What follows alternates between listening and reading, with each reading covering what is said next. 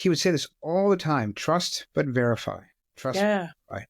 And there's really something to that, because I would say that some of my biggest failures in business have been when I trusted people that I knew and I let them do their due diligence before I invested in a business and didn't do it myself. I trusted, but I didn't verify. And it turns out that they didn't do anything, or at least nothing close to enough to actually have justified the investment that I had made.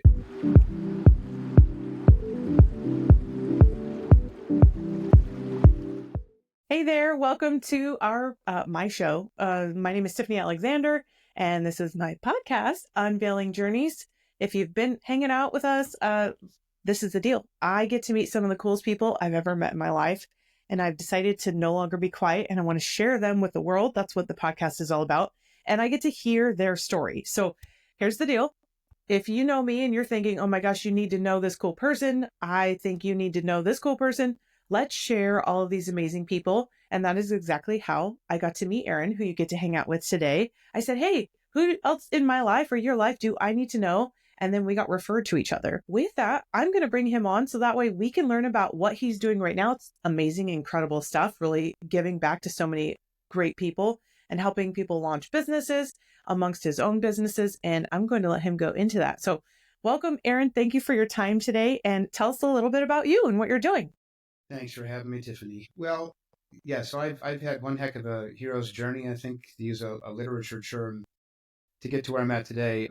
I have started 13 companies over the last 25 years, 7 franchises and 6 of my own. And I'm very much an accidental entrepreneur. Currently, I have 3 different projects that I'm working on. I've been working as a franchise broker and consultant, or matchmaker, for over 7 years now. I've actually been involved in franchising for about 25 years in total. But a franchise consultant is basically somebody who helps individuals who are at an impasse in their career. Maybe they've been laid off, or they've hit the kind of ceiling about as far as they want to go in their corporate organization without having to completely sacrifice their life and their family in order to get to that C-level. People that have realized that I just want to be my own boss. I may realize it's not going to be easier than working for somebody else, but I want to be in control of my destiny in my life. So I help them go through a discovery journey of who they are, what matters to them, what their interests are, what their budget is, things about their geography and local competitive environment, and get to the bottom of their why. Yeah. And then I match them up with franchise brands that make sense, pitch them, and get them through that journey to figure out if there's actually one that they should buy. Similarly, for people who already have an existing company or business, and maybe things are on autopilot because the business is kicking ass, maybe they got great management in place and they're feeling, as the founder, I'm kind of bored. I want to find something else to do. If they want to find a complement to that business because they have a great customer base, or if they want to find something that's a complete hedge against what they're currently doing, I can help them find a franchise investment that meets those various criteria. And then the last piece of the franchise work that I do is companies that have been killing it in their local marketplace and are at that point where they're ready to grow, and trying to figure out, does it make sense for us to take like the best members of our team and have them move to a remote office 90 minutes away and open up a new location there, or a new service center there, or whatever the business may be, sign a new lease, new personal guarantees, borrow more money? Or is that a point at which it makes sense, could we franchise this and let other people invest their time, their money, their personal credit, and be really committed to something because it's their business, but we show them the ropes and we guide them along the way. And I help them take their business into the world of franchising and work with them long-term to try and make them successful. So that's one piece. The second piece, I owned, as I mentioned, businesses for many years. And one in particular, I had a service provider to me that solved all of my customer experience and digital marketing problems, and put me in a position about 5 years into that relationship where I was able to sell that business for more than I would have expected, because they very positively impacted not only my top line revenue, but my profitability. And about a year before I sold my business, they decided to turn their business into a franchise, which is a little unusual because business to business services is not the most typical type of franchise system you'd hear of. And they asked me to join their board of advisors. And so I did that and got to know everyone there so well that I too decided to become a franchisee. So now I basically help companies that are trying to improve their inbound and outbound customer relationship process, whether it's phone calls or lead generation or event confirmation or appointment confirmation type of stuff. We have a domestic team that does all that kind of work. We do lots of lead generation for B2B companies that need to fill their calendars with prospects, digital marketing, and we have some very unique stuff that no one else has in the retail segment. So there's that piece. And then my most recent project, which is the one that I'll be frankly honest, I'm kind of most passionate about because it's aligned with a lifetime of sensibilities, is that I'm a bit of a tree hugger. I'm that guy who will purposefully rinse out plastic containers that my family puts in the garbage and I put them in the recycle bin. Even though I know a lot of that stuff doesn't really get recycled, I've always believed that we can really save the planet if we as individuals actually care about our consumption and actually care about what we do with the stuff that we use as part of our day-to-day life process. And so I've got an old mentor and good friend and colleague who's been the CEO of 9 different companies named Max Lambright. And he has aligned himself with an organization that has billions and billions of dollars that they're investing into a variety of different industries, but a lot of it's going into clean energy. And solar has been, kind of all the rage and it's coming down in price. But the problem is that solar only produces power about anywhere from 8 to 16 hours a day, depending upon where you are in the country and what time of year it is. So they're working on the wind side for wind energy generation, and wind turbines, the kind that we're working with, produce power all the time. So I'm in the Midwest, although I'm not limited to the Midwest. I'm trying to help farmers who are basically sitting on land that maybe generational transfers have happened, and the kids are just like, I don't want to farm this land anymore. Or a lot of big open space and hunting land and prairie land that the family has got 100 acres and they don't know what to do with it. Wind power is something that is nuts in terms of the power it can generate, the revenue it can generate for the people when we do a long-term land lease, and it can create generational wealth while also providing clean energy for your local community and utility. And so I'm on the hunt for people that are interested in parsing out from 5 to 200 acres of their property and devoting it to wind and creating literally 6 and 7 figure type of incomes off of their property with wind energy. So those are the 3 things I'm currently working on. I love there's so many fun things because we've had several conversations and I get so excited about all of them separately because I think to myself, oh gosh, the first part of this, like, oh man, I've always considered, man, what if I just got a franchise? And you consider all the things that are franchises. I'm like, wow, I could do this, I could do that. And what that looks like. And then I get to Googling it and I'm like, oh, I'm so overwhelmed. But there's someone like you that could be that middleman for somebody to not let them get to the part where they're overwhelmed and then they give up on it. Like if people only knew that you are just one of these people that is pro them to be able to help figure out what that looks like, that's incredible. And then to be on the board where you're doing your own franchise and then you have the company that's helping solve all these business solutions. And then we just recently had a conversation about the wind side. And I am in California, in Central California. And when you drive all over, all you see are those big, ugly, Yes. And you hear about the ones that are these massive fans and that they're not recyclable and that they're spewing oil. And you were like, no, it's this kind of fan. It's this, it's not that. And I thought, now I'm interested because I don't think they're utilizing the wind properly here with the turbines that are ugly all over the countryside in Central California. And they're a permanent blight, those giant 300-foot turbines.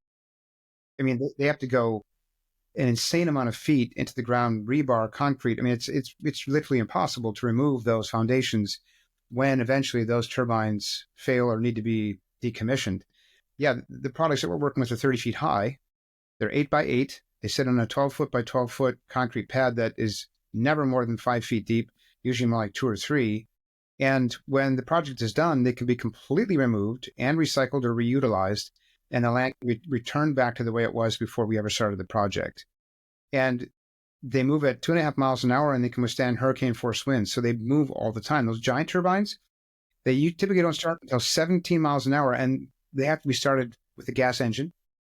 And then they typically have to be braked at around 34 or 35 miles an hour because if they start spinning too fast, those blades can actually fly off.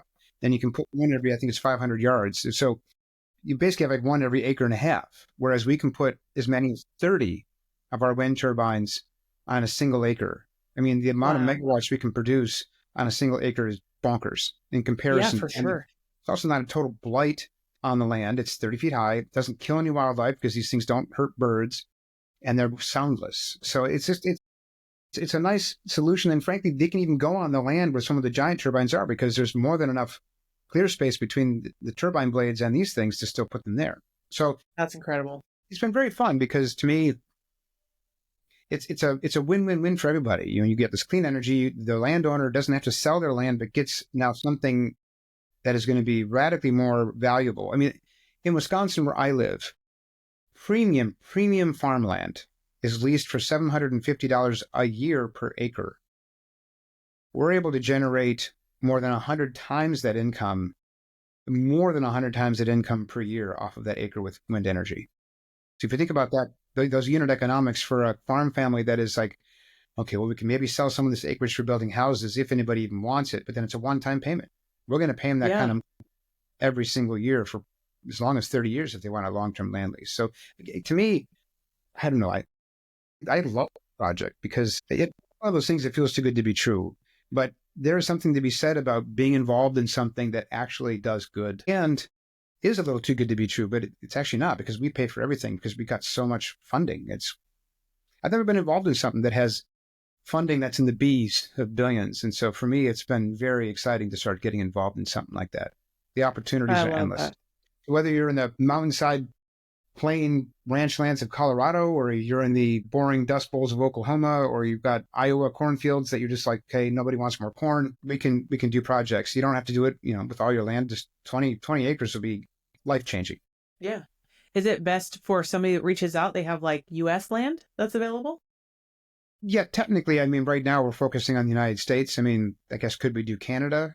I imagine we could. I'd have to just ask the team. No one's asked me yet. Yeah. There seems to be so much opportunity here that I haven't thought about Canada. I love that. And when there's so much opportunity here, it's like, wait a minute, we're solving energy problems for what we need solved for here. Why would we go elsewhere? Like, I'm solving housing crises, homeowner stuff. Like, why would I go anywhere else when we have so much deal flow here? I want to solve that before I move on somewhere else. Okay, here's what I want to ask you. This is so many incredible things you're involved in. How did you get here? Like, where are you from? What did you go to school for? So my degree is in international relations with a focus on the international political economy of the European Union. So I studied the European Union before it actually became a thing.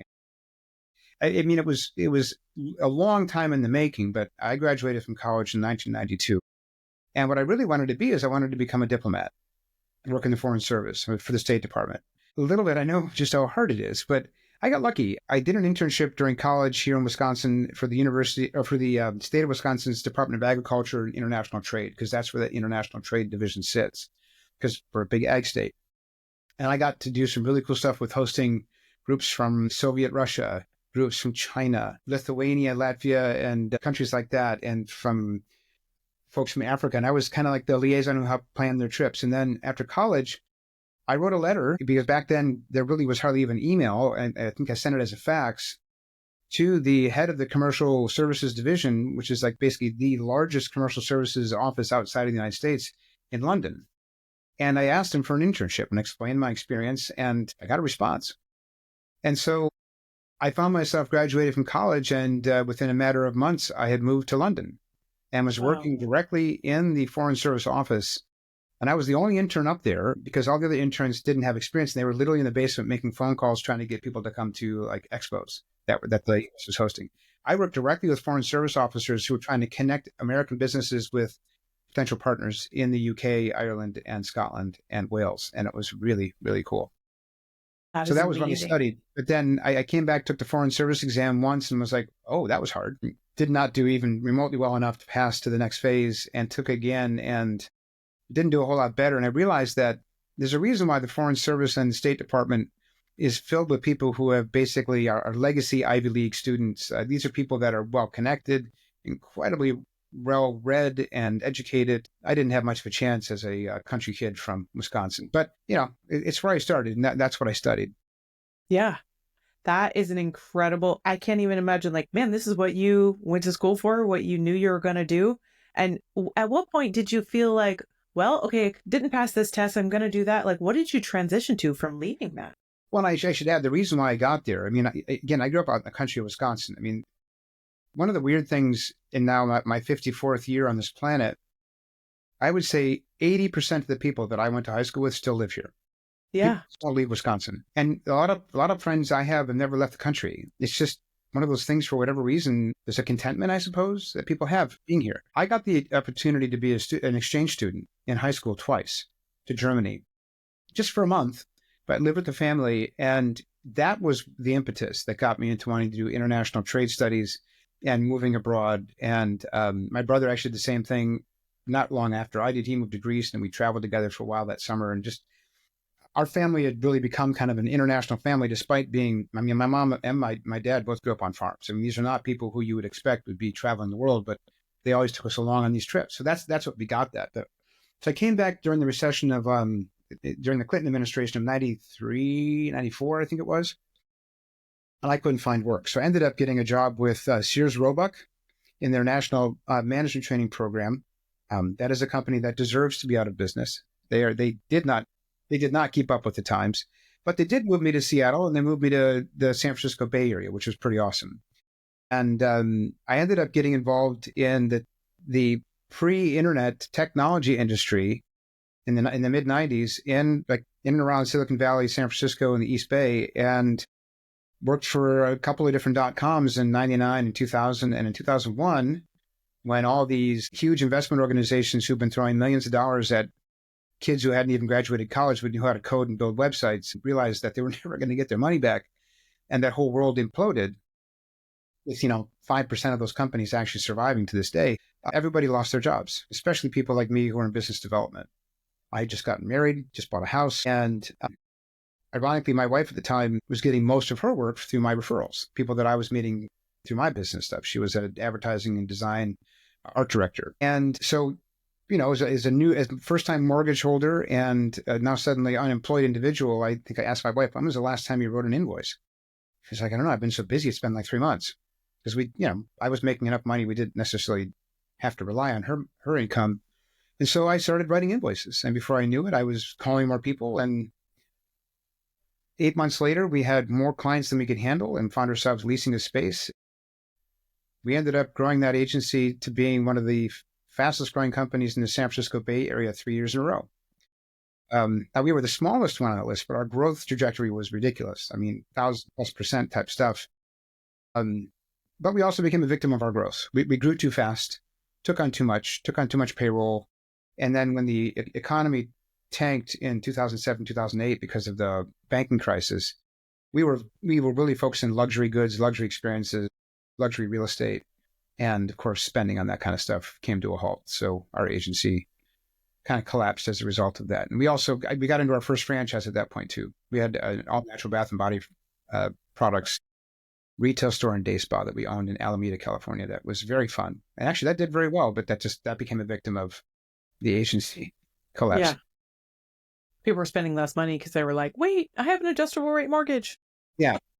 And as part of that, if I may add, one of the things that I think maybe part of the overall theme of like, how did you get here? There's a piece that's important, I think, related to my story that some people might be able to relate to, and maybe not, but it's this idea that where tenacity comes from, where this idea of like never wanting to give up, even in a bullheaded way, because it's definitely come back to bite me by not wanting to give up on something that actually clearly I should have cut the rope on, or cut bait on, or whatever term makes most sense. I was diagnosed with a bone disease when I was in second grade. And it was a degenerative bone disease that ironically my mother had called Perthes disease.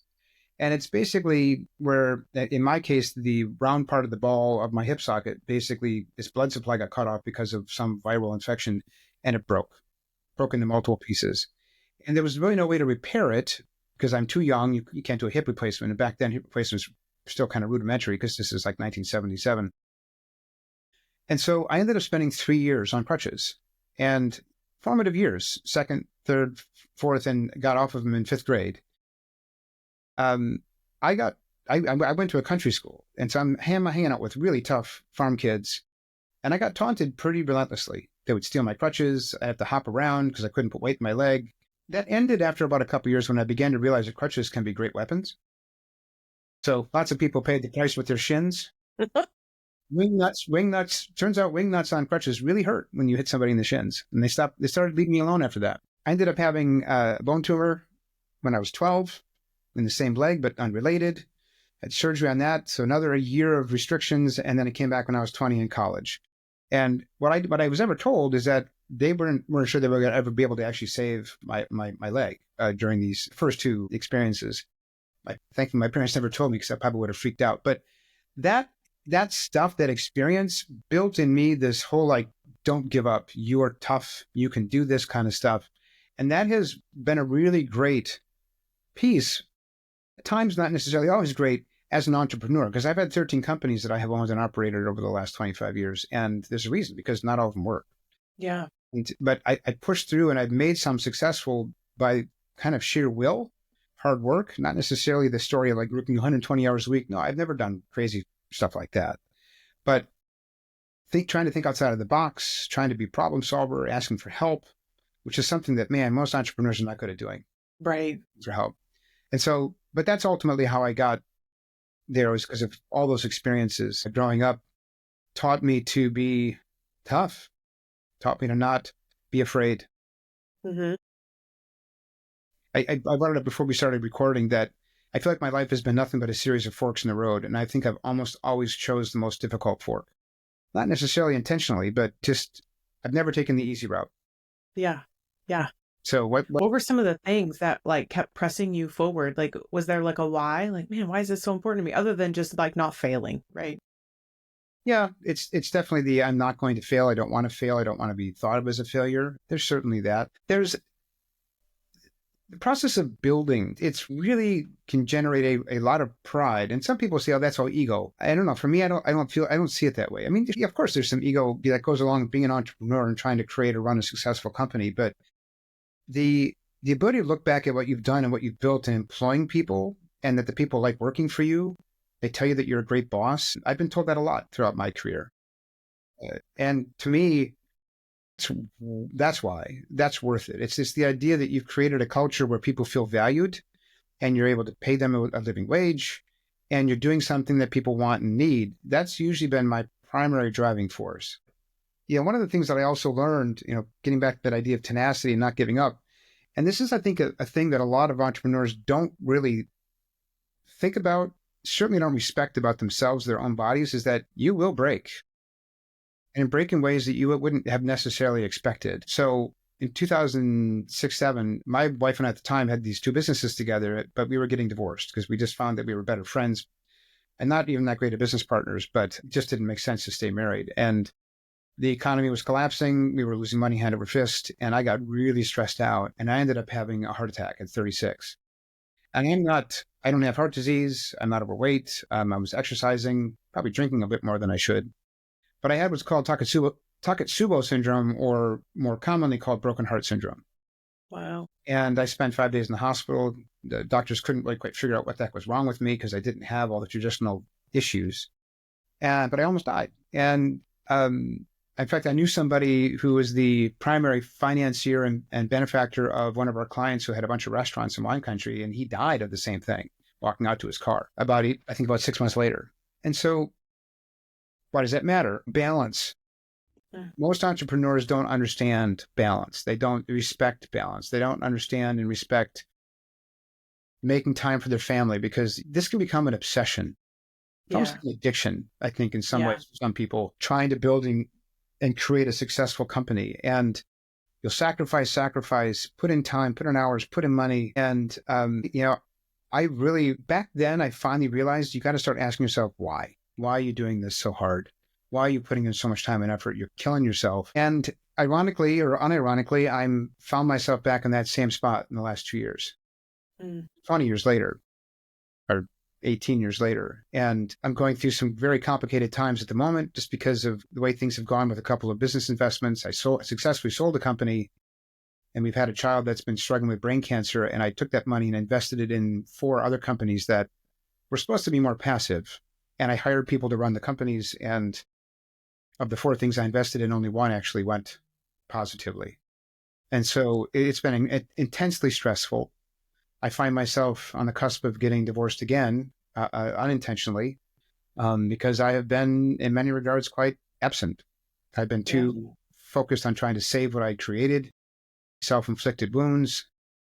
And I'm learning the lesson again that you've got one life to live, and no one's going to write in your epitaph or put out a eulogy of how much Aaron Bakken worked his ass off for his family and how much money he made. Yeah. They might talk about that, but that's not the stuff that matters. I find myself again being reminded how important it is to find balance, making time for your family, and making time for yourself. I've probably gone out and seen friends 6 times in the last 14 months, separate from my own family and immediate family members. I mean, I have not invested in myself. Yeah, And that is something that I think is so easy to do as an entrepreneur because you believe the sacrifice is worth it. And people will absolutely. respect the sacrifice and people will look at you and think you're successful because of how hard you work. You're And preaching to the choir over here. I have to tell my girlfriends, like, you got to pencil me in my calendar. Otherwise, I just mow my life right over, assuming we're going to hang out on this day. It's like, no, you got to make them a priority, even if it's as silly as like putting it in your calendar so that you don't work over that. that's And not silly. That's actually what you have to it's, do because you will find a yeah, way to fill that spot if you don't reserve it. hands down, hands down. Yeah, So this is a, my wife asked me a few years back. She's like, you never can shut off work when you come downstairs for dinner. You used to cook dinners all the time, and now you're too busy. Then you keep picking up your phone. You take a phone call while you're having dinner. She's like, would you please be present?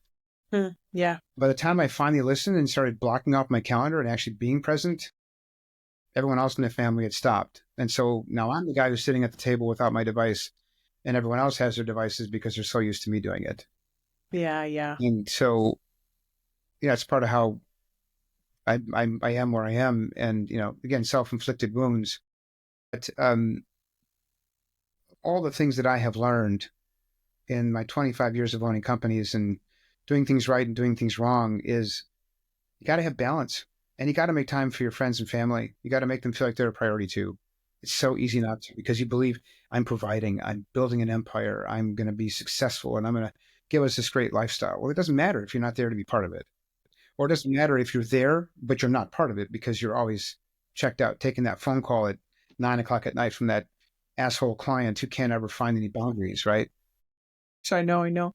The one thing that I see that you have that I appreciate is that you care so much, and that sometimes you might have a boundary of like, man, I care so much for a client, I care so much for my family, I care so much for my business, I care so much for everyone else's business. Because when you're trying to help people identify what they want to have, right, you're caring just as much as they are eventually going to care about their own little baby. And so you're just in a rebalancing of your life right now.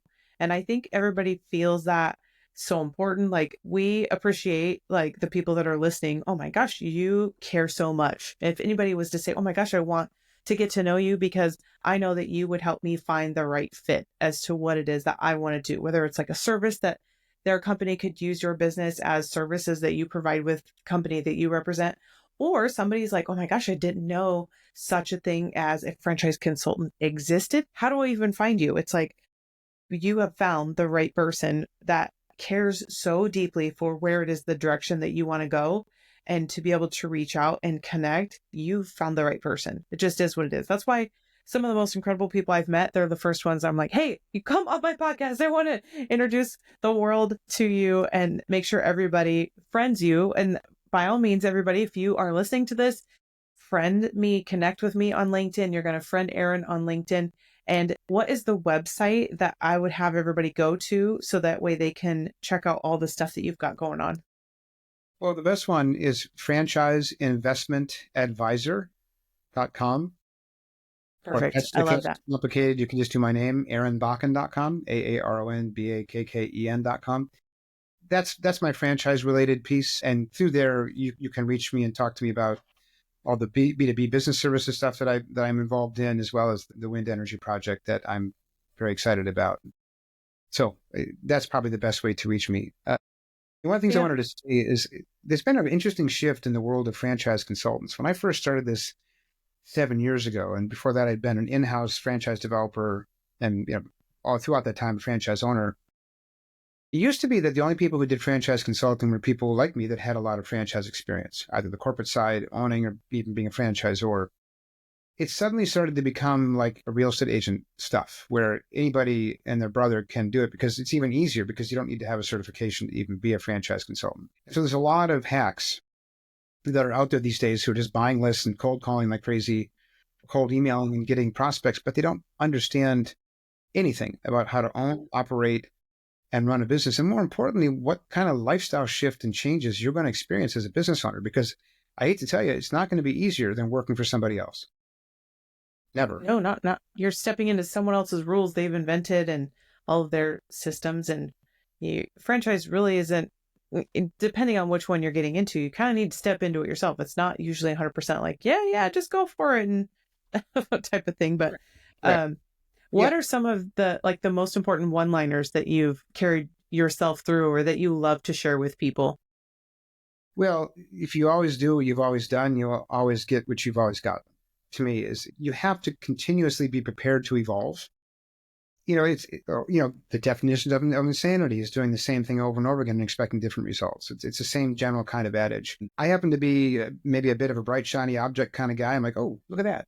When it comes to new ideas and new business things, I get really excited about building. But the other thing, so I have a former business partner, and it's a gentleman who I really, truly don't care for because of how he handled our business as the primary owner and the way in which that business ended up dissolving. But he would say this all the time: trust, but verify. Trust. Yeah. Verify. And there's really something to that, because I would say that some of my biggest failures in business have been when I've trusted people that I knew and I let them do their due diligence before I invested in a business and didn't do it myself. I trusted, but I didn't verify. And it turns out that they didn't do anything, or at least nothing close to enough to actually have justified the investment that I had made. And so verify is another really good one for me. And I think the last thing is that in order to love other people and be loved by other people, you need to first love yourself. Entrepreneurs in general, I think we have a tendency to be masochistic, and we're the worst bosses in the world when it's us. Meaning, what I expect from myself as a boss is unbelievably, stupidly unrealistic in comparison to what I would ever ask of anybody else. So you got to treat yourself some kindness and give yourself some grace and realize you cannot do it all. And one of the last things, maybe it isn't a saying, but I had a coach I was working with a few years back who helped me sit down and figure out what my actual hourly rate was in terms of looking at my income versus how many hours I worked. And when we came down to the equation that my time is worth $450 an hour, he's like, so why are you still mowing your lawn? Why are you still washing or cleaning your house? Why are you still doing your own bookkeeping? Why? Think of the time you're wasting versus the money you could be making if you were hiring somebody else to do those things and putting that time into more of your work, or taking that time and putting it back into your family. This is so good. Literally, you've left the audience with a homework assignment. I think everybody right now needs to go sit and figure out your dollar per hour of when you're actually doing your highest and best use work for yourself, when you're getting that return. Just exactly that. Because even going to go mow your lawn, you can have somebody go do it, have more time back with your family, right? Correct. Yeah, the people that mow our yard, which is big, it's $65 a visit. Yeah, that's great. It used to take me 2.5 hours. That's 2.5 hours I can spend with my kids on the weekends. Exactly. And it's really more than that. If you're weeding, and I do it because I like being outside, but my yard's like a thimble. So it's all right, I'm done. Oh my gosh. Hey, I am so grateful that we got to hang out today and that I get to hear your story. I get to share it with so many people. Everybody, do me a favor, go to the links down below and follow Aaron. Connect with him. Go check out his website and be inspired from some of this amazing advice that he shared with us today. And you guys have a great day. Thank you, Aaron, again, and I will chat with you soon. Bye, everybody. Appreciate the audience, Tiffany.